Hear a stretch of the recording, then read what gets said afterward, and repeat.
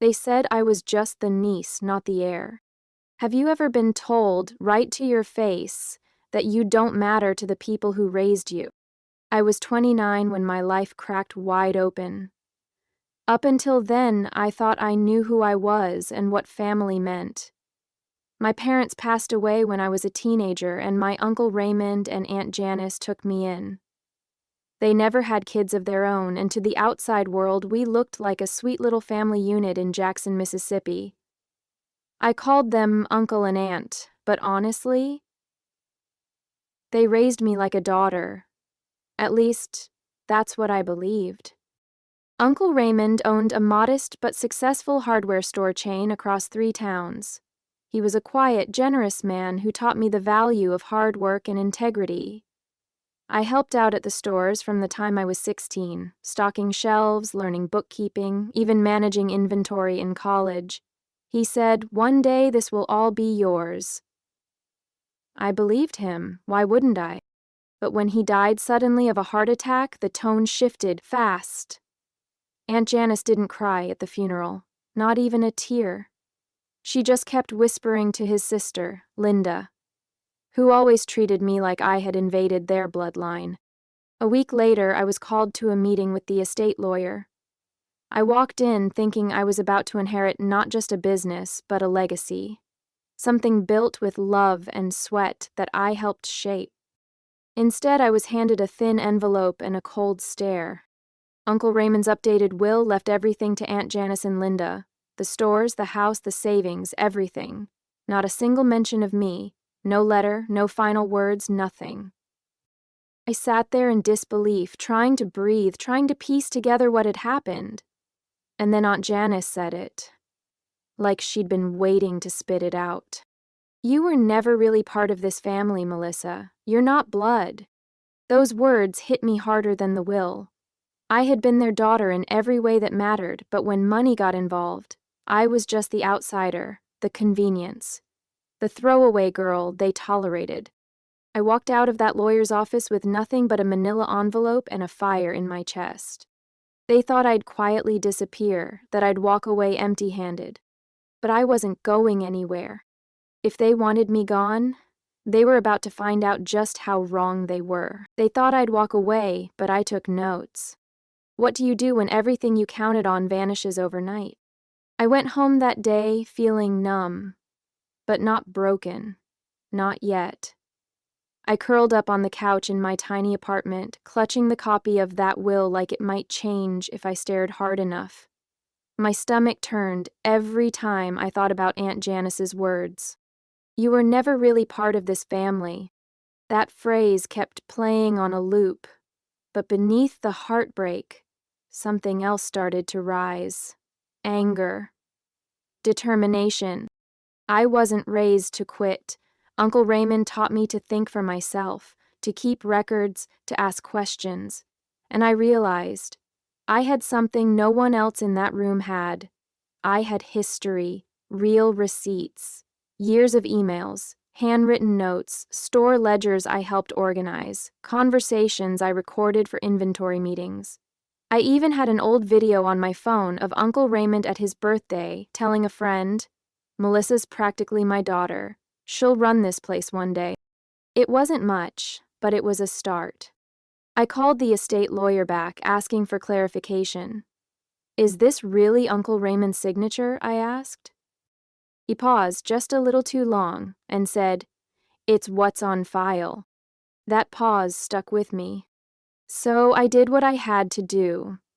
I hired a different attorney, someone sharp, someone local who wasn't connected to Aunt Janice's social circle. Her name was Valerie Ruiz, and from the moment we met, she didn't treat me like some poor girl grasping at a dead man's legacy. She asked one thing: "Do you think your uncle was pressured to change his will?" And I said yes. I didn't know how yet, but I felt it in my gut. From there, Valerie started digging. She filed a motion to delay probate while we looked into the legitimacy of the new will, and I got to work on my end, gathering every photo, every receipt, every written word that could show my role in Uncle Raymond's life and the business. That's when I remembered the lockbox. He kept it under the floorboards of his office at the main store. I hadn't been there since the funeral, but I still had the key. I waited until after hours one night and slipped in. The place was cold, silent, like a memory frozen in time. I opened the lockbox with shaking hands. Inside were folders, tax returns, contracts, and, right at the bottom, a sealed envelope addressed to me. It was dated 6 months before he died. My hands trembled as I opened it. Inside was a handwritten letter, and a copy of a will, a completely different version from the one the lawyer read. In it, he named me as the primary heir. I was to receive 60% of the business. Janice and Linda were listed as beneficiaries, but not owners. He called me his daughter. That's when I knew. Something wasn't just off, it was stolen. And now I had the proof. You're listening to a story on the Family Revenge Stories channel. If this story resonates with you or reminds you of something you've been through, don't forget to hit like, subscribe, and tap the notification bell so you won't miss our daily stories. They faked a will, but I found the real one. How far would someone go to erase you? Just for money? The moment I read Uncle Raymond's letter, I broke down. I wasn't angry in that moment. I was grieving again, not just for him, but for the love he gave me that others tried to erase. In his words, I finally felt seen. I wasn't crazy, I wasn't being dramatic. I mattered to him. But that feeling was short-lived, because once the shock wore off, I realized something terrifying. If I had this copy and this was his real intent, then someone went out of their way to forge or manipulate the version that got submitted to court. That's not just betrayal. That's fraud. I rushed back to Valerie with the envelope. She scanned the letter, the will, and the signatures. Then she looked at me with a face I won't forget. "This changes everything," she said. She immediately filed a petition with the Chancery Court in Hinds County to challenge the will currently in probate. That meant everything was frozen. Janice couldn't sell the stores, Linda couldn't cash in any assets, and no property could be transferred. Just hearing that gave me a breath of relief, but it also made Janice furious. She showed up at my apartment the next day, uninvited. I opened the door to her standing there with a smug smile and cold eyes. "You think you can just waltz in and take what's not yours?" she sneered. Raymond was confused. "He changed the will because you pushed too hard." I stayed quiet, but inside I was boiling. Confused? Uncle Raymond was clear as day in that letter. I was to inherit the stores because I helped build them, because I earned it. She leaned in close, lowering her voice. "You better back off, Melissa.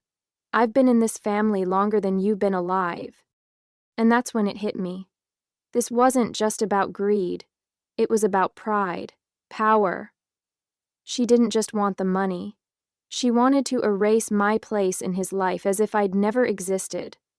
As if everything I did was just a placeholder until the real family could take over. But I didn't flinch. I looked her dead in the eye and said, "Then you should have made sure I didn't have a key." She left without another word. The court set a hearing for the challenge 2 weeks later. In the meantime, Valerie hired a handwriting expert to compare signatures. I gave them old cards, notes, even birthday messages from Uncle Raymond. They took the new will and broke it down line by line. And the results were undeniable.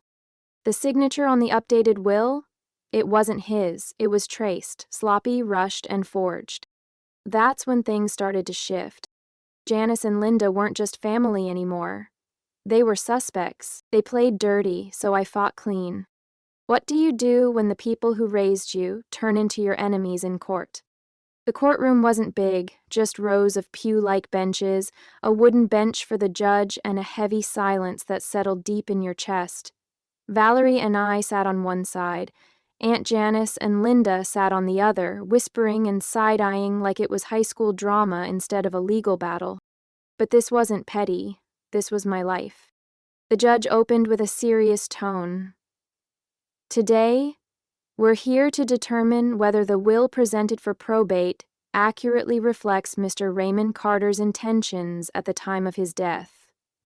Valerie stood up and presented everything: the video of Uncle Raymond calling me his daughter, the handwritten letter, the older will, and most importantly, the analysis from the handwriting expert showing the signature on the updated will was likely forged. Then came Janice's lawyer. He tried to argue that Raymond had changed his mind, that the new will was made in sound mind and simply reflected his desire to keep the assets in bloodline hands. I watched Aunt Janice nod along like she was some kind of saint just carrying out a dying man's wishes. But the moment that handwriting expert took the stand, everything changed. He explained, clearly professionally, that the signature on the submitted will showed signs of mechanical replication. No natural pressure variations. No authentic curves. It was a tracing job. And then Valerie dropped the real bomb. She submitted evidence that the so-called updated will had metadata showing it was drafted and printed after Uncle Raymond's death. Gasps in the courtroom. Janice's face drained of color. The judge called for a recess. When we stepped outside, I didn't say anything. I just watched as Janice's lawyer frantically pulled her and Linda aside. They looked rattled. Back in court, the judge didn't make a final ruling yet, but he did issue an official stay on all estate actions pending full investigation. That meant Janice couldn't touch a dime. And trust me, that hit her where it hurt. That night, I got a call. It was Linda. I almost didn't answer, but curiosity got the better of me. She was crying. "Melissa!" I didn't know, I swear. I just signed what Janice told me to. I didn't respond right away, because honestly, I wasn't sure if I believed her. But what she said next gave me pause. She told me Raymond never intended to give you anything. She said you were just a charity case. I felt like I'd been punched in the chest. A charity case? That's what I was to them? But I held my voice steady. He didn't see me that way, and now the truth's coming out, whether you help or not. She went quiet, and I realized in that moment the house of lies they built was cracking. Fast. You're listening to a story on the Family Revenge Stories channel. If this story resonates with you or reminds you of something you've been through, don't forget to hit like, subscribe, and tap the notification bell so you won't miss our daily stories. They counted me out, so I took the stand. Have you ever been underestimated so badly it gave you power? By the time the second court hearing rolled around, I was no longer that stunned girl who got cut out of a will. I was a woman with a plan and evidence. Valerie told me the judge was leaning in our favor, but nothing was guaranteed until someone took the stand and spoke. That someone was going to be me. When my name was called, my hands were shaking. But the moment I sat down, looked at Janice across the courtroom, and felt that fire come back, I steadied myself. Valerie guided me through it. I told the court about how Uncle Raymond raised me since I was 15. How I helped run his stores, stayed late balancing books, and handled customer disputes when he had health issues. I explained that he mentored me not just as an employee, but as a daughter. Then I held up the letter. This, I said, was written 6 months before his death. In his handwriting, with his heart. The courtroom was silent. Valerie asked if I believed Uncle Raymond was coerced in his final days. I took a breath. Yes. And I believe the will Janice submitted was not his doing. Next came the defense's turn. Janice's lawyer was smug, asking if I had any formal adoption papers. I didn't. He asked if I ever deposited money into Uncle Raymond's accounts. I hadn't. He tried to paint me as just a helper, a live-in nice girl who confused gratitude with entitlement. And then he asked, "Isn't it true that you don't share a drop of blood with Mr. Carter?" That's when something inside me snapped. "No," I said, calm but firm. I don't share his blood, but I share something stronger. I shared his dreams, his values, his trust. And if blood is the only thing that matters to you, then you never really knew him at all. The judge raised an eyebrow. The lawyer moved on. After I stepped down, Valerie leaned in and whispered, "That was powerful." But the day wasn't done. Because then, something I didn't expect happened. Linda stood up. She asked the judge if she could speak. Janice froze. "I want to clarify something," Linda said, voice shaking. "Janice told me we had to update the will after Raymond died. I didn't understand what that meant at the time. She said it was what he would have wanted."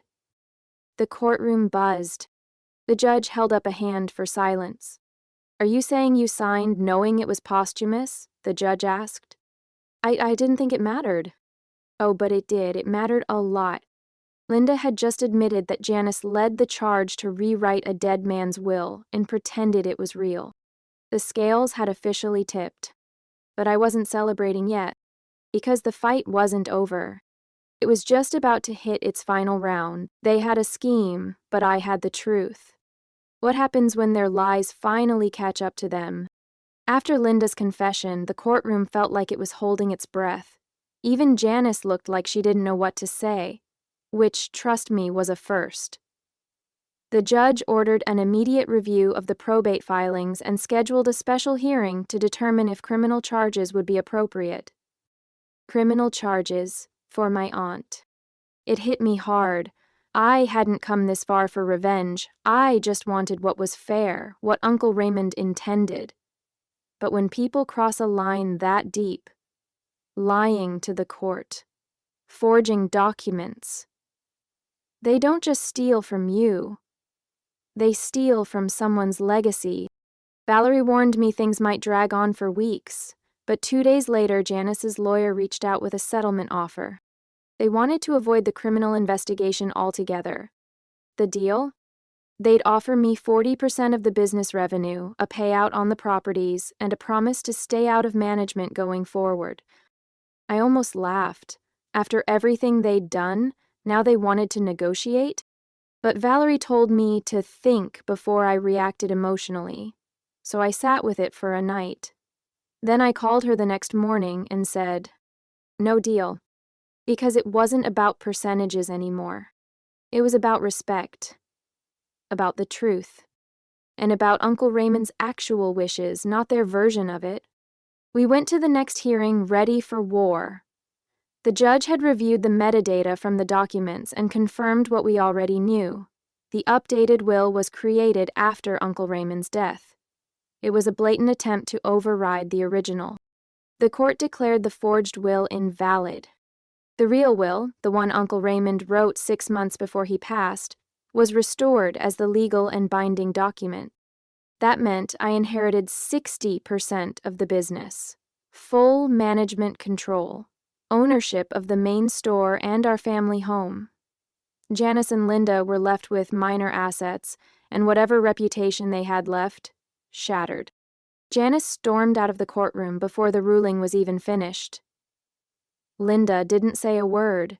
She just looked at me, not with anger, but something closer to shame. I didn't feel triumphant. I felt calm, like I could finally breathe again. Later that week, I walked into the flagship hardware store for the first time since it all began. The same familiar creak in the wood floors, the scent of lumber and fresh paint. I stepped behind the register, then back into the office where Raymond and I used to sit and talk late into the night. His chair was still there, and for the first time since his death, I felt like he was too.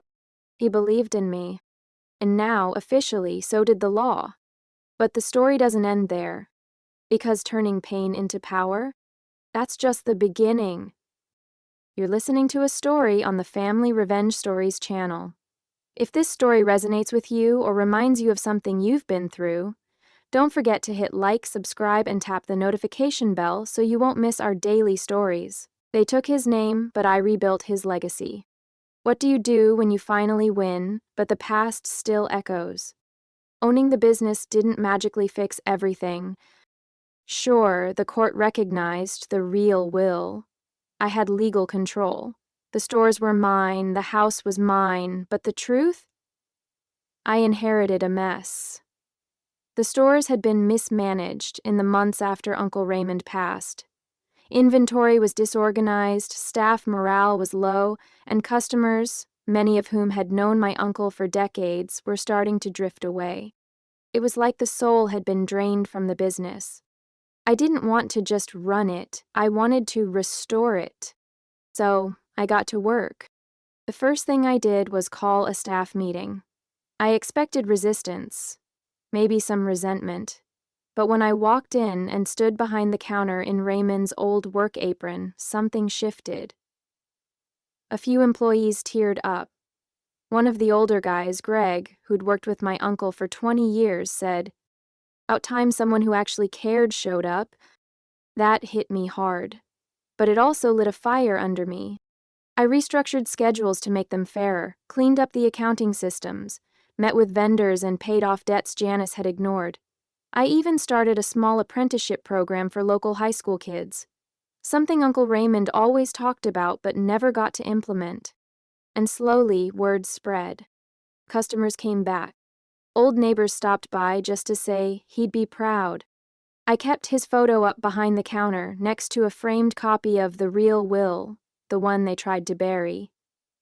Not out of spite, but as a reminder, truth always finds its way to the surface. A few weeks later, I got a letter in the mail. It was from Linda. It was handwritten, shaky, emotional. She apologized, not just for signing the fake will, but for letting jealousy and pride cloud what should have been a bond between us. She said she'd grown up in Raymond's shadow, always feeling like he gave me what she never got. Unconditional trust. I didn't write back, but I didn't hate her anymore either. As for Janice, I haven't heard from her since the verdict. Last I knew, she moved out of state. Tried to sell a version of the story where I was the manipulative one, but it didn't matter, because I wasn't chasing approval anymore. I wasn't the forgotten girl in the back of the family photo. I was the one who stayed when they tried to push me out, the one who protected what mattered, the one who carried on Raymond's legacy, not for the money, but because it was mine to honor. They wanted me erased, but I wrote my own ending. What if being cut out wasn't the end, but the beginning of something greater? It's been a year now since that final court ruling. A year since I walked back into the hardware store not as a helper, but as the rightful owner. And every single day since, I've worked not just to preserve what Uncle Raymond built, but to make it better. We've expanded the apprenticeship program into a paid internship. We opened a second store in a nearby county, something Uncle Raymond always dreamed of but never had the chance to do. And last month, I officially changed the name of the business to Carter and Daughter Hardware. People in Jackson smiled when they saw the new sign. Some cried. I cried too, because that name meant everything. It wasn't just a tribute to him, it was a declaration that I was his daughter, not by blood, but by every other measure that mattered. Sometimes customers still ask, "Were you really cut out of the will?" And I say, yes, they tried. But I wasn't cut out of his heart. I wasn't cut out of the truth. And in the end, that's what won. Not the scheming, not the signatures, not the people who saw me as disposable. What won was resilience, proof, and the kind of quiet love that doesn't always come with grand gestures, but leaves behind the strongest legacy. I still live in the same house I grew up in with Raymond and Janice. I kept it not because I'm clinging to the past, but because I'm reclaiming it. I repainted the walls, knocked down Janice's floral wallpaper, turned the old guest room into an office where I mentor teen girls who want to run their own businesses. Sometimes I sit on the porch, coffee in hand, and think about how close I came to walking away, about how they wanted me gone, how they thought I'd just disappear. But instead, I built a life right in the middle of what they tried to take.